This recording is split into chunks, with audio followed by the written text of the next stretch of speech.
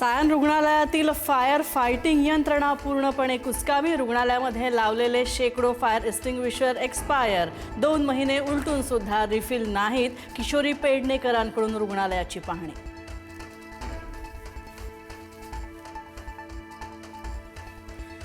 शरद पवारांचा वारकरी संप्रदायावर मोठा भाष्य। वारकरी संप्रदायामध्ये प्रतिगामी लोकांची घुसखोरी। पवारांचं वक्तव्य 60% लोकांची मांडणी ही धर्मांध शक्तींना बळ देणारी पवारांचं विधान।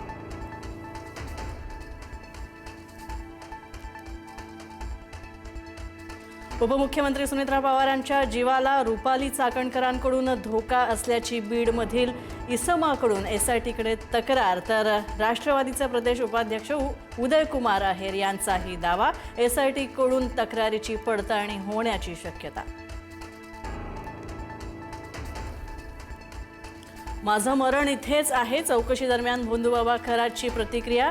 फसवणुकीचा गुन्हा खरातने कबूल केल्याची ही माहिती। एसआयटीच्या तपासामध्ये आणखी धक्कादायक माहिती समोर येण्याची शक्यता।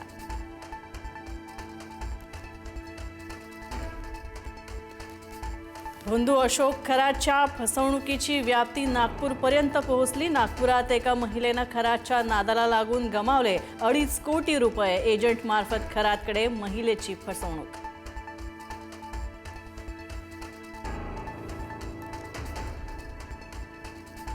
ईडीकडून अशोक खरातचे 3 बँक अकाउंट्स झाले सील। खरातच्या पत्नीचंही बँक खातं सील। गेल्या 3 वर्षातील व्यवहारांची ईडीकडून सखोल पडताळणी। संशयास्पद व्यवहारांवर ईडीचं लक्ष।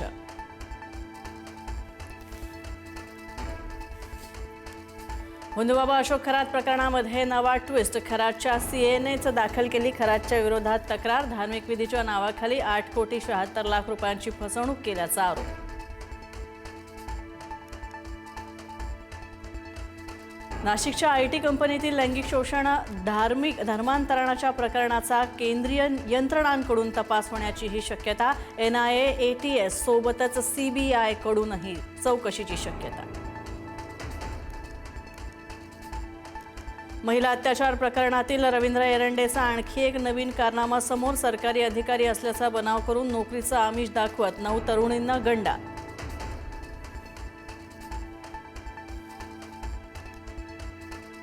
पुरंदर इथं मंत्री छगन भुजबळ यांचं हेलिकॉप्टर उतरवताना पायलटची मोठी चूक। पायलटनं भुजबळांचं हेलिकॉप्टर हेलिपॅडवर उतरवण्याऐवजी कार पार्किंगमध्ये उतरवलं।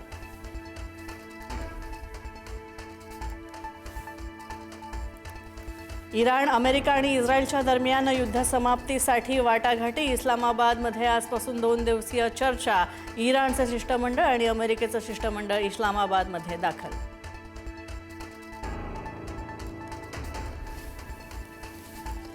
हिंगोली, परभणी, नांदेडमध्ये भूकंपाचा सौम्य धक्का। भूकंपाच्या सौम्य धक्क्यामुळे काही घरांना गेले तडे। नागरिकांना सतर्क राहण्याचं आवाहन।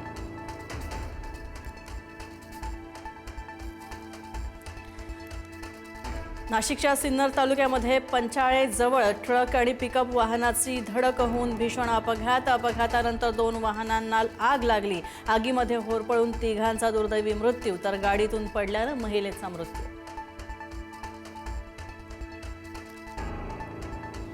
मीरा भाईंदरमधील इंद्रलोक फेज 4 परिसरामध्ये भीषण आग। आगीत होरपळून 2 लहान मुलांसह 3 जणांचा मृत्यू। झोपडपट्टी आणि तबेला असलेल्या भागामध्ये गॅस सिलेंडरच्या स्फोटामुळे भीषण अपघात।